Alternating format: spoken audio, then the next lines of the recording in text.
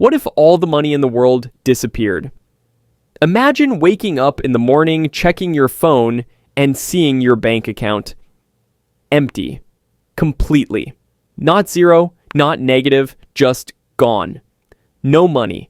Cash, bank accounts, cards, cryptocurrencies, all vanished. A world without money. What happens next?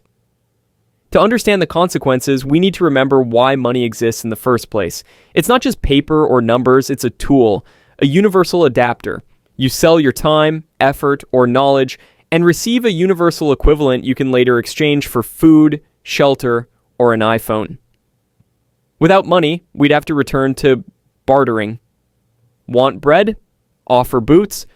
But what if you're a programmer and the baker doesn't need a website? What then? Day 1. Chaos. Banks reset. Online payments fail. ATMs dispense nothing. People hoard food. Businesses panic. Supply chains collapse. Who will deliver bread to the city if there's no payment? Someone trades gasoline for food. Another swaps gadgets for medicine.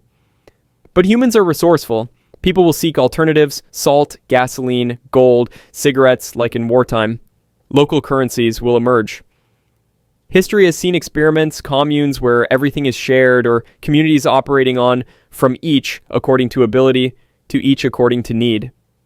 Sounds ideal.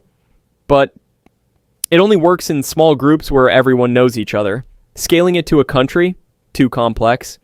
How do you measure work? Distribute resources fairly?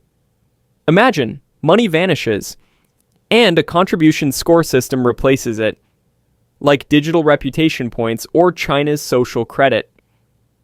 A decentralized blockchain economy might arise, or conversely, a hyper-centralized system where the state controls everything. Money isn't gold or paper, it's trust. We believe green bills or screen digits have value, and so they do. If money disappears, we might see an economy of fear, or violence, or perhaps one built on cooperation and exchange. Money is just a tool. What matters isn't the cash, it's what backs it: labor, knowledge, goods, relationships. If money vanished, people would still value things. They'd just find another language to express it.